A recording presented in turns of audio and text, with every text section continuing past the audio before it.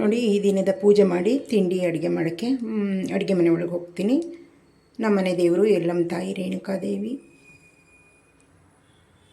ಪೂಜೆ ಈ ರೀತಿಯಾಗಿ ಮಾಡಿದ್ದೀನಿ. ಇದೆಲ್ಲ ನಮ್ಮ ತಾರಸಿ ಮೇಲೆ ಕುಂಡಾದಲ್ಲಿ ಬಿಟ್ಟಿರೋ ಹೂವುಗಳೆಯ.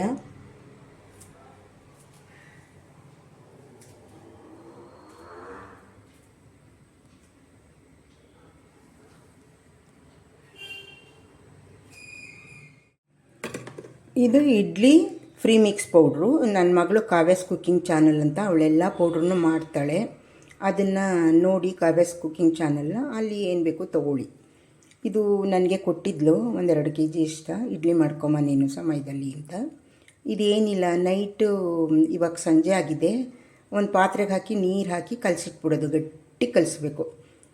ನೀರು ಉಪ್ಪು ಹಾಕಿ ಕಲಸಿಟ್ಬಿಡೋದು. ಬೆಳಗ್ಗೆ ಎದ್ದು ಇಡ್ಲಿ ಮಾಡೋದು. ಸೋಡಾ ಹಾಕಬಾರ್ದು. ಇದು ಇಡ್ಲಿ ಫ್ರೀ ಮಿಕ್ಸ್ ಪೌಡ್ರು. ಇವಾಗ ಕಲಿಸ್ತೀನಿ. ಒಂದು ಪಾತ್ರೆಗೆ ಹಾಕಿ ಕಲಸಿಡಬೇಕು. ಬೆಳಗ್ಗೆ ಅಷ್ಟೊಳಗೆ ತೆಳ್ಳಗಾಗುತ್ತೆ. ಹಿಂದಿನ ರಾತ್ರಿನೇ ಕಲಸಿಟ್ಟಿದ್ದೀನಿ ಬರೀ ನೀರಿನಲ್ಲಿ ಫ್ರೀ ಮಿಕ್ಸ್ ಇಡ್ಲಿ ಪೌಡರ್ನ. ಬೆಳಗ್ಗೆ ಎದ್ದು ಉಪ್ಪು ಹಾಕೋತೀನಿ, ಸೋಡಾ ಹಾಕ್ಕೊಳ್ಳಲ್ಲ. ಬೆಳಗ್ಗೆವರೆಗೆ ನೆನೆ. ನೋಡಿ, free mix dosa idli batter ಕಲಸಿದ್ನಲ್ಲ, ಅದು ಈ ರೀತಿ ಬಂದಿದೆ. ಇವಾಗ ಇದಕ್ಕೆ ಉಪ್ಪು ಹಾಕ್ಕೊಳ್ತೀನಿ. ನಾನು ಸೋಡಾ ಹಾಕಲ್ಲ. ಉಪ್ಪು ಹಾಕಿ ಇಷ್ಟಿರಬೇಕು ಬ್ಯಾಟರ್, ಗಟ್ಟಿಗೆ ಎಲ್ಲ ಮಿಕ್ಸ್ ಮಾಡ್ತೀನಿ. ಇವಾಗ ಇದನ್ನು ಇಲ್ಲಿ ಬದನೆಕಾಯಿ ಗೊಜ್ಜಿಗೆ ಟೊಮೊಟೊ, ಎಳ್ಳು, ಸಾಂಬಾರು ಪೌಡ್ರು ನಾನು 2 ಸ್ಪೂನ್ ಹಾಕ್ಕೊಂಡಿದ್ದೀನಿ. ಕಾಯಿ ತುರಿ, ಬೆಳ್ಳುಳ್ಳಿ, ಕರಿಬೇವು ಹಾಕ್ಕೊಂಡಿದ್ದೀನಿ. ಟೊಮೊಟೊ 2 ಹಾಕ್ಕೊಂಡಿದ್ದೀನಿ. ಇಲ್ಲಿ ಹುಣಸೆಹಣ್ಣು ಸ್ವಲ್ಪ ಹಾಕ್ತೀನಿ ಇದರೊಳಗಡೆ. ಅದು ಜಾಮ್ ಟೊಮೊಟೊ ಆಗಿರೋದ್ರಿಂದ ಹುಣಸೆಹಣ್ಣು ಕೂಡ ಹಾಕ್ಕೊಂಡು ರುಬ್ಕೊಳ್ತೀನಿ ಬದನೆಕಾಯಿ ಗೊಜ್ಜಿಗೆ.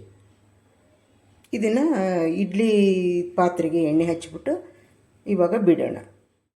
ನೋಡಿ, ಈ ರೀತಿ ತಟ್ಟೆ ಇಡ್ಲಿಗೆ ಹಾಕ್ಕೊಂಡಿದ್ದೀನಿ ಇಡ್ಲಿ ಬ್ಯಾಟರು. ಸ್ವಲ್ಪ ಗಟ್ಟಿ ಇರಬೇಕು, ದೋಸೆ ಹಿಟ್ಟು ಥರ ಇರಬಾರ್ದು. ಇವಾಗ ಸ್ಟ್ಯಾಂಡಿಗೆ ಜೋಡಿಸ್ಬಿಟ್ಟು ಇಡ್ಲಿ ಇಡೋಣ. 15 ನಿಮಿಷ ಹೈ ಫ್ಲೇಮಲ್ಲಿ ಬೇಯಿಸ್ಬೇಕು. ಇಡ್ಲಿ ಬೆಂದಿದೆ. ಇವಾಗ ಬಾಣಲಿಗೆ ಎಣ್ಣೆ ಇಟ್ಟಿದ್ದೀನಿ. ಇದು ಚೆನ್ನಾಗಿ ಕಾಯಬೇಕು. ಕಾದ್ಮೇಲೆ ಸಾಸಿವೆ, ಕಡಲೆಬೇಳೆ, ಉದ್ದಿನಬೇಳೆ, ಜೀರಿಗೆ, ಮೆಂತ್ಯ ಹಾಕ್ತೀನಿ. ಎಣ್ಣೆ ಇವಾಗ ಸ್ವಲ್ಪ ಹಿಂಗೆ ಹಾಕ್ತೀನಿ.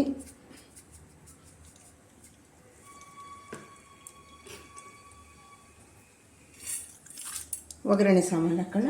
ಇದೆಲ್ಲ ಸ್ವಲ್ಪ ಚಟಪಟ ಅಂತ ಸಿಡಿಲಿ. ನಾನು ಕರಿಬೇವು ಹಾಕಲ್ಲ.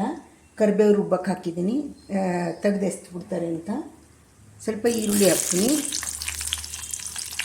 1 ಈರುಳ್ಳಿ ಕಟ್ ಮಾಡ್ಕೊಂಡಿದ್ದೀನಿ, ಹಾಕ್ತಾಯಿದ್ದೀನಿ.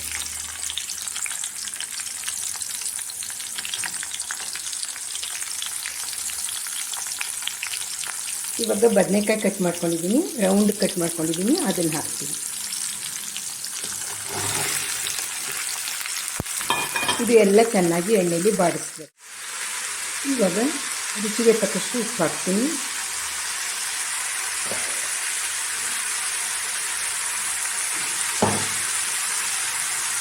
ಇವಾಗ ರುಬ್ಬಾಕಿರೋದು ಹಾಕ್ಬಿಟ್ಟು ನಮಗೆ ಹೇಗೆ ತೆಳ್ಳಗೆ ಬೇಕೋ ಹಾಗೆ ಮಾಡ್ಕೋಬೇಕು. ನೋಡಿ, ಇಷ್ಟು ತೆಳ್ಳಗೆ ಮಾಡ್ಕೊಂಡಿದ್ದೀನಿ. ಇದು ಚೆನ್ನಾಗಿ ಕುದಿಸ್ಬೇಕು. ಇದನ್ನು ಹಸಿ ವಾಸನೆ ಹೋಗೋ ತನಕ ರುಬ್ಬಿರೋ ಖಾರ ನಾನು ಇಷ್ಟು ತೆಳ್ಳಗೆ ಮಾಡ್ಕೊಂಡಿದ್ದೀನಿ. ಅನ್ನಕ್ಕೂ ಆಗುತ್ತೆ, ಇಡ್ಲಿಗೂ ಆಗುತ್ತೆ ಅಂತ. ಬರ್ತಾ ಬರ್ತಾ ಗಟ್ಟಿಯಾಗುತ್ತೆ ಇದು. ಒಮ್ಮೆ ಮಾಡಿ ನೋಡಿ. ಈ ರೀತಿ ಬದನೆಕಾಯಿ ಗೊಜ್ಜು ಚೆನ್ನಾಗಿರುತ್ತೆ. ಅನ್ನ ಮತ್ತು ಇಡ್ಲಿ, ದೋಸೆ, ಚಪಾತಿ, ರೊಟ್ಟಿ ಎಲ್ಲದಕ್ಕೂ ಆಗುತ್ತೆ. ಇದು ಚೆನ್ನಾಗಿ ಕುದಿಸೋಣ. ಇವಾಗ ನೋಡಿ, ಈ ರೀತಿ ಕಡಿಮೆ ಉರಿ ಮಾಡಿ ಚೆನ್ನಾಗಿ ಕುದಿಸ್ಬೇಕು. ಇವಾಗ ಬದನೆಕಾಯಿ ಗೊಜ್ಜು ರೆಡಿಯಾಗಿದೆ. ಸ್ಟವ್ ಆಫ್ ಮಾಡಿಬಿಡೋಣ. ನೋಡಿ, ಈ ರೀತಿ ಸರ್ವ್ ಮಾಡಿಕೊಟ್ಟಿದ್ದೀನಿ. ಸರ್ವ್ ಮಾಡಿಕೊಡೋದು ಈ ರೀತಿ ನಮ್ಮ ಕಾವ್ಯಸ್ ಕುಕ್ಕಿಂಗ್ ಚಾನಲ್ ನೋಡಿ ಇಡ್ಲಿದು ಫ್ರೀ ಮಿಕ್ಸ್ದು ಪೌಡರ್ ತೊಗೊಳ್ಳಿ.